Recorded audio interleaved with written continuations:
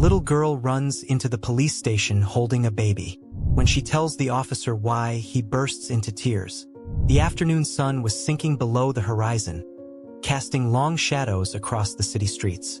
Inside the precinct, the usual hum of activity filled the air. Phones ringing, keyboards clattering, officers discussing cases. That routine was shattered when the front doors flew open with a loud bang. A little girl, no older than 10, stumbled inside, clutching a baby tightly to her chest. Her clothes were dirty and torn, her hair a tangled mess. Tears streamed down her cheeks, leaving streaks in the grime on her face. She moved with urgency, her small arms wrapped protectively around the infant. "Please," she cried, her voice breaking. "Help us." Officer Mark Evans, a tall, broad man with a kind face, was the first to react. He rose from his desk, his eyes narrowing as he took in the sight of the girl and the baby. He walked toward her, hands held out to show he meant no harm. "Hey, it's okay," he said gently. "You're safe here. Let's start by getting you both comfortable." The girl shook her head violently, backing away a step. Her grip on the baby tightened, and her small frame seemed to vibrate with tension. "No," she shouted. "Don't take him. He's my brother, and I have to protect him." Mark stopped in his tracks, his heart sinking. He crouched down, trying to make himself seem less imposing. His voice softened further. All right, he said. "You can hold him. I just want to help. What's your name?" The girl hesitated, her eyes darting around the room as if looking for an escape route. Finally, she spoke, her voice barely above a whisper. "Emily." "Okay, Emily," Mark said, nodding. "That's a beautiful name. And what about your brother? What's his name?" "Ethan," she whispered, her gaze dropping to the baby's sleeping face. Mark smiled gently. "Ethan looks like a strong little guy, just like his sister. Can you tell me why you're here, Emily?" Emily's lip quivered. She glanced over her shoulder at the doors, as though half expecting someone to burst in at any moment. "We ran away," she said finally, her voice trembling. "My stepdad. He hurts Ethan. I couldn't let him do it anymore." Mark's heart clenched. He'd seen a lot in his years on the force, but something about Emily's fierce determination and raw fear struck him deeply. He nodded to another officer. "Call Child Protective Services and get a medic here, just to check on the baby," he said quietly. The officer hurried off. Mark returned his focus to Emily. He pulled a chair from the side and gently guided her to sit down. "You're very brave, Emily," he said. "You did the right thing coming here. We're going to make sure Ethan is safe. And you too." Emily nodded, but she didn't relax. She kept her arms locked around Ethan as if afraid someone might snatch him away. Before Mark could ask more questions, the station doors swung open again. This time, a woman rushed in, her face pale and eyes wide with fear. Her disheveled appearance suggested she had been running. "Emily!" the woman cried, her voice cracking. "Oh my God, Emily!" Emily's body went rigid. Her wide, tear-filled eyes locked on the woman. "Mom," she whispered. The woman stumbled toward her, but Mark stepped in to intercept. "Ma'am, let's talk in private," he said firmly, gesturing toward an office. The woman hesitated, her eyes darting between Mark and Emily. She nodded quickly and followed him, her hands shaking. Inside the office, she sank into a chair, her head in her hands. "I didn't know she'd do this," she said, her voice muffled. "I was so scared when I found them gone." Mark sat across from her, his tone gentle but probing. "Mrs. Walker, your daughter says she ran away because your husband was hurting her brother. Is that true?" Tears streamed down her face as she nodded. "Yes, he's been violent for months. I wanted to leave, but he threatened us. He said he'd kill me if I ever told anyone." Mark's stomach turned. He leaned forward, speaking softly but urgently. "We're here to help you, but I need you to cooperate so we can protect your children." Mrs. Walker's eyes met his, filled with guilt and desperation. "I'll do whatever it takes," she whispered. Back in the waiting room, Emily sat silently with Ethan, her eyes fixed on the floor. She barely flinched when Mark returned. Emily, Mark said softly, kneeling beside her. Your mom's here. She wants to help you and Ethan. Emily's eyes flicked up, searching his face for any sign of deceit. She's still scared of him, she said. She won't leave. Mark sighed. It's hard to be brave sometimes, especially when you're afraid. But we're going to make sure you both are safe. Your stepdad won't hurt you again. Emily didn't respond. She just held Ethan tighter. Mark stood and walked to the door. He looked back at Emily, determined. You're not alone anymore, Emily. We'll protect you. As he stepped out, his resolve hardened. The fight for Emily and Ethan's safety was just beginning. The calm in the station was short-lived. Not long after Mark left Emily and Ethan in the quiet room, the front doors flew open again. This time, a man stormed in, his face flushed with anger. He was tall and broad, with a scruffy beard and wild eyes that darted around the room like a predator searching for prey. Where are they? He barked, slamming his fists onto the front desk. My kids. I know they're here. Officer Mark Evans, who had just stepped into the hallway, froze. He exchanged a glance with Officer Harris, who was manning the front desk. It didn't take long for Mark to put two and two together. He squared his shoulders and strode toward the man. Mr. Walker, I presume? Mark said, his voice steady but authoritative. The man turned sharply, his eyes narrowing. Yeah. Who the hell are you? I'm Officer Evans, Mark replied calmly. And you're in a police station, so I suggest you lower your voice. Walker's lips curled into a sneer, but he backed off the desk. Fine, he said, his voice a low growl. I'm here to take my kids home. They ran off and I want them back. Mark held his ground, his expression unreadable. We have reason to believe your children were in danger under your care, Mr. Walker. Walker's face twisted in fury. That's a damn lie, he spat. I'm their father. They belong with me. Mark could feel the tension in the room thickening. Other officers were watching, their hands hovering near their belts. But Mark didn't flinch. He kept his voice level, his gaze locked on Walker. Emily came to us because she was afraid for her brother's safety, Mark said. She claims you've been abusive. Walker scoffed, but there was a flicker of unease in his eyes. She's a kid. She doesn't know what she's talking about. Mark didn't budge. The authorities will decide that. For now, your children are under our protection. Walker leaned in, his voice dropping to a menacing whisper. You're making a big mistake, officer. You don't know who you're dealing with. Mark didn't blink. Actually, I do. You've got a record, Mr. Walker, assault and battery, violation of probation. We've already called Child Protective Services, and they'll be involved moving forward. Walker's bravado faltered for a split second before his rage returned. This isn't over, he snarled, his voice rising again. You can't keep my kids from me. Before he could make another move, Officer Harris stepped forward. Sir, you need to calm down, she said firmly, or we'll be forced to restrain you. Walker's eyes darted between the two officers, his chest heaving. But he didn't back down.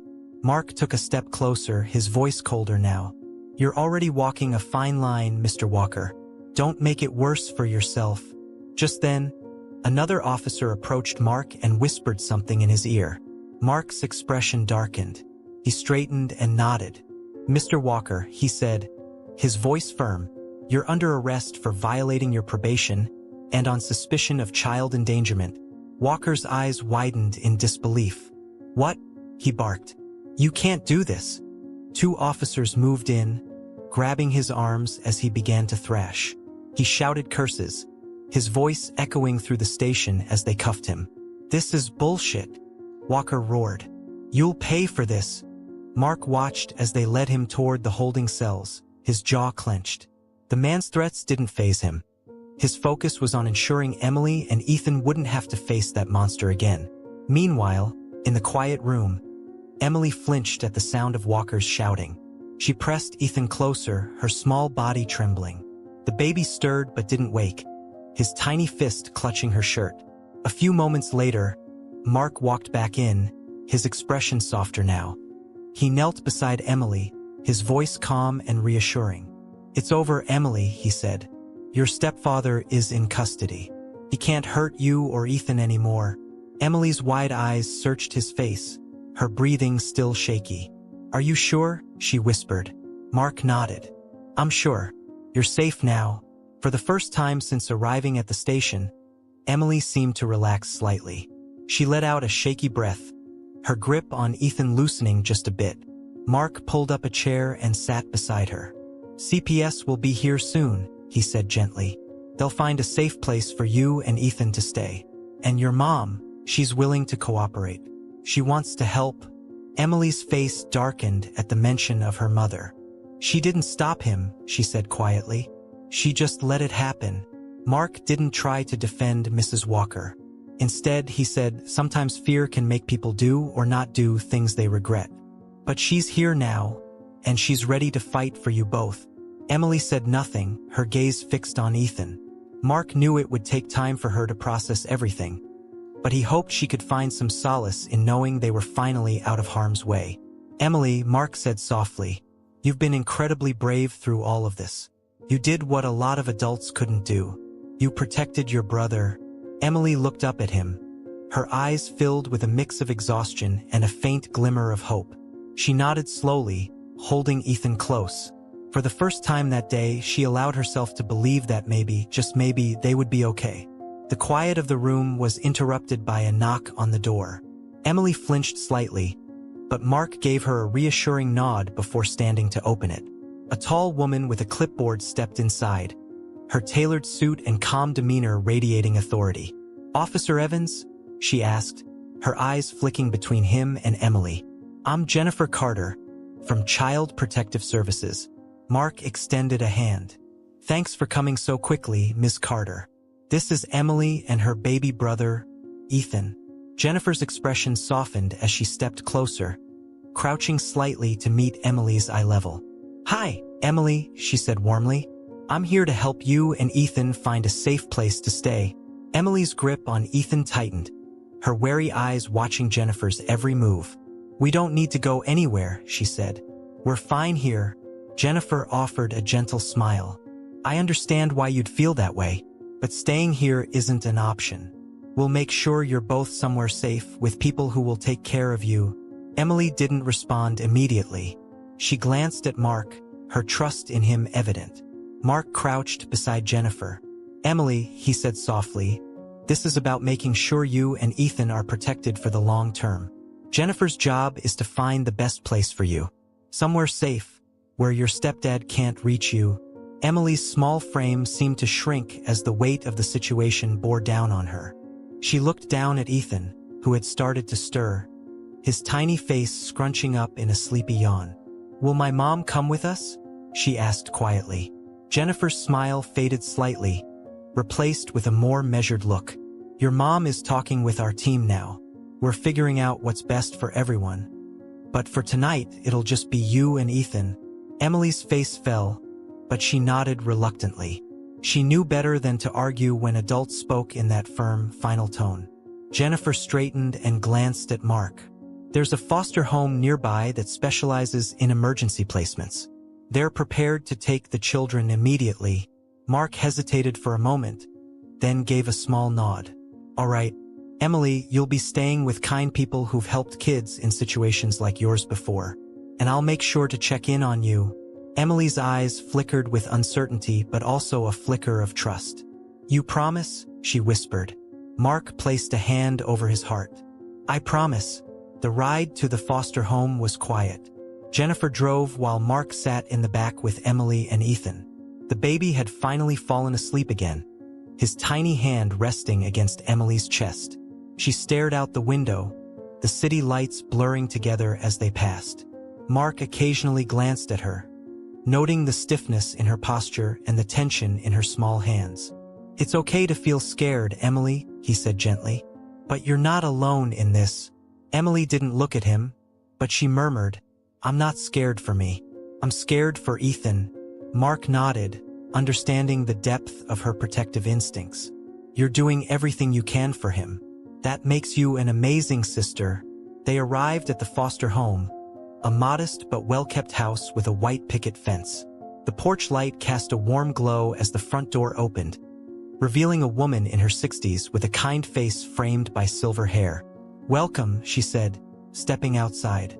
"You must be Emily and Ethan." Jennifer introduced her as Mrs. Turner, the foster parent. She knelt to Emily's level and offered a smile. "You're safe here, sweetheart. Let's get you both inside and settled." Emily hesitated but eventually allowed herself to be guided inside. Mrs. Turner led them to a cozy living room with a crib already set up for Ethan. "You'll have your own room, just down the hall," Mrs. Turner said softly.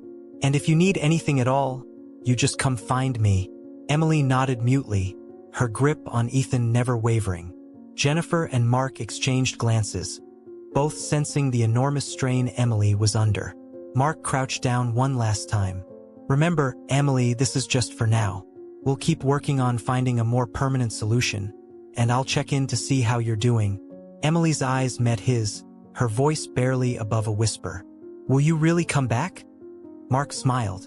"You can count on it." After leaving the foster home, Mark and Jennifer stood on the porch for a moment, the cool night air settling around them. "She's been through so much," Jennifer said, shaking her head. "But she's resilient. Kids like her often are." Mark exhaled heavily. "Resilient but not invincible. She shouldn't have had to carry this burden alone." Jennifer nodded. "Agreed. We'll do everything we can to ensure she and Ethan never go back to that house." Mark's jaw tightened as he thought about Walker, sitting in a cell back at the station. "He's not going to get away with this," he said firmly. "Not this time." Jennifer gave him a supportive pat on the arm. "And we'll make sure of that." As they walked back to the car, Mark couldn't shake the image of Emily's eyes, so young, yet filled with the weight of someone far beyond her years. He vowed silently to himself, no matter what it took, he would keep his promise to her. The night was unusually quiet as Mark drove back to the precinct. His thoughts tangled. Emily's small, determined face lingered in his mind. It wasn't the first time he'd encountered a child forced to grow up too quickly, but something about her resolve struck a deeper chord. When he arrived, the station was still buzzing. Officer Harris was at the desk, reviewing files, and another officer was escorting Victor Walker down the hallway to the holding cells. Walker's face was a mask of barely contained fury, his eyes burning with the promise of revenge. Mark watched him disappear into the cell block before heading to his desk.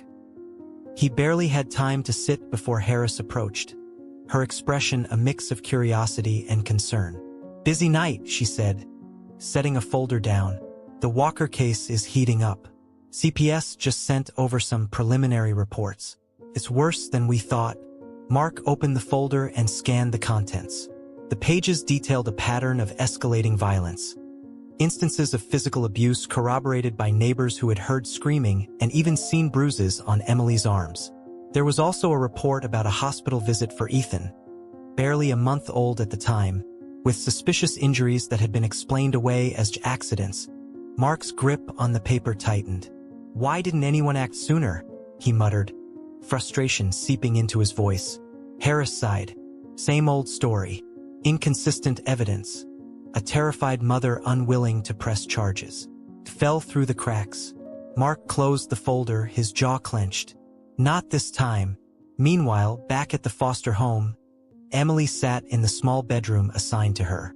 The walls were painted a soft blue, and the bed was covered in a quilt that smelled faintly of lavender.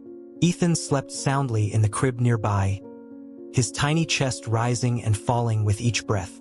But Emily couldn't sleep. She stared at the ceiling, her mind racing with 1,000 fears.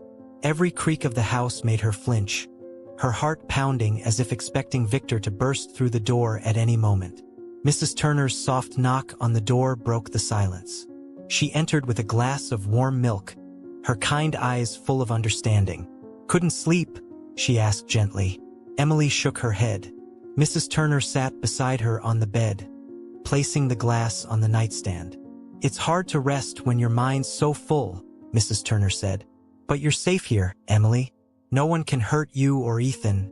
Emily bit her lip, her eyes brimming with unshed tears.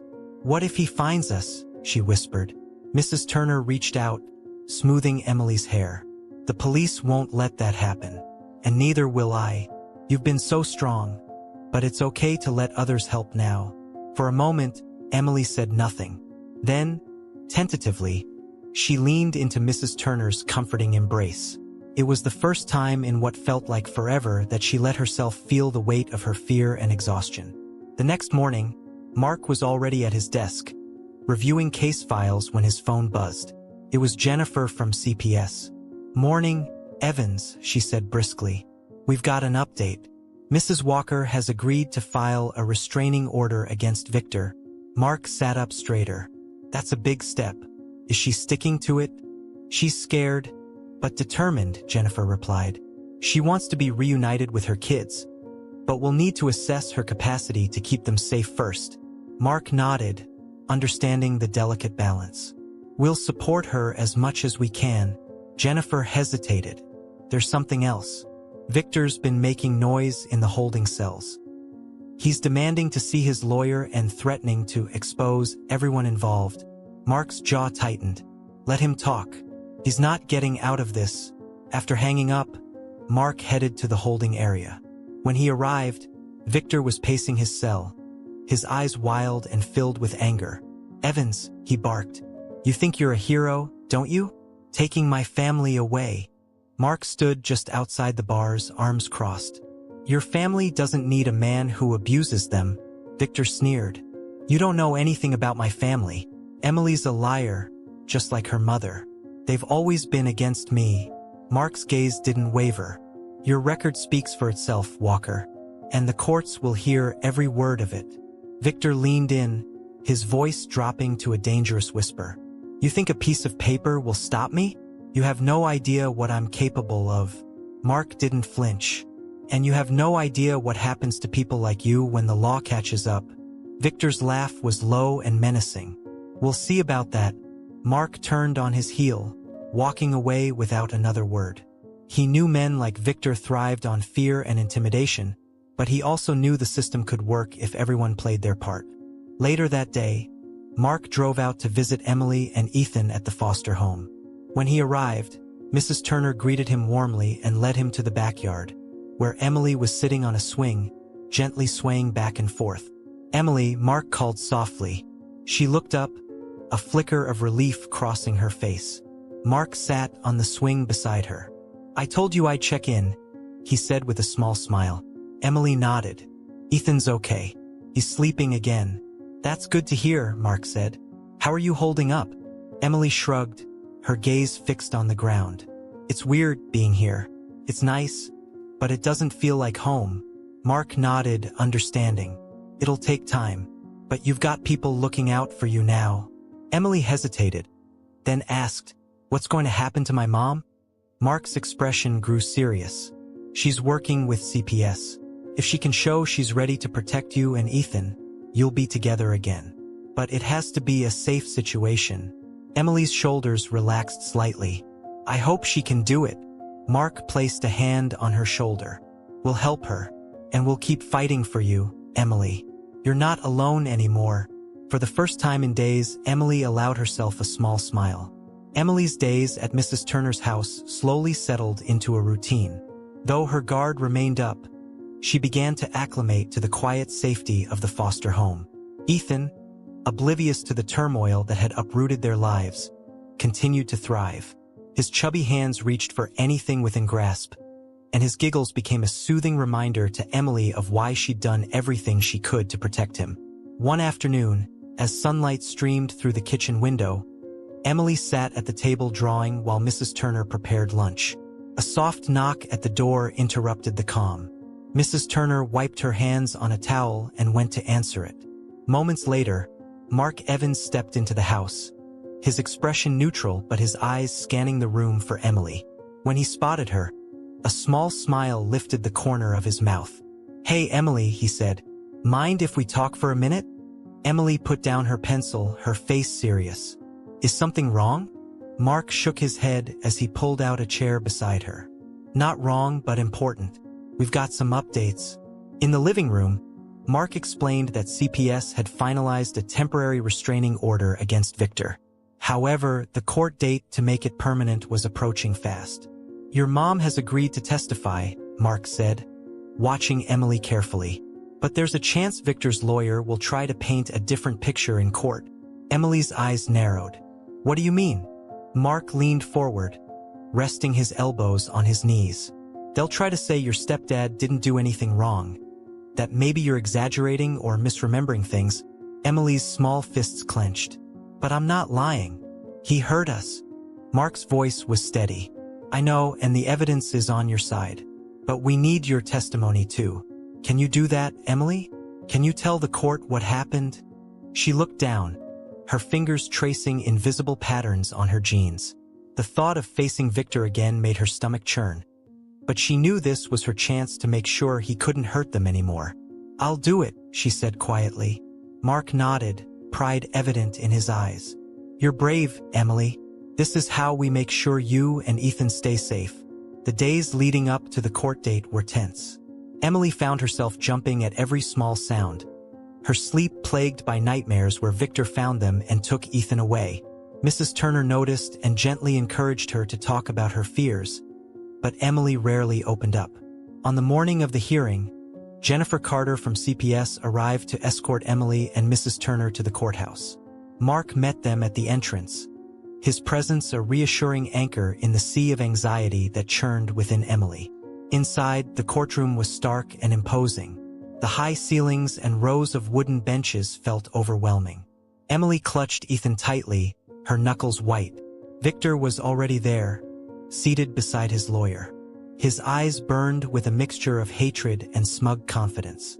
He didn't look at Emily directly, but she could feel the weight of his presence like a dark cloud looming over her. Mark sat beside her, leaning down to whisper, "Remember, you're not alone. Just tell the truth." When it was her turn to testify, Emily's legs felt like lead as she walked to the witness stand. She sat down, her heart pounding so loudly she could barely hear the questions from the prosecutor. But then she glanced at Ethan, safely cradled in Mrs. Turner's arms, and a surge of resolve steadied her. She took a deep breath and began to speak.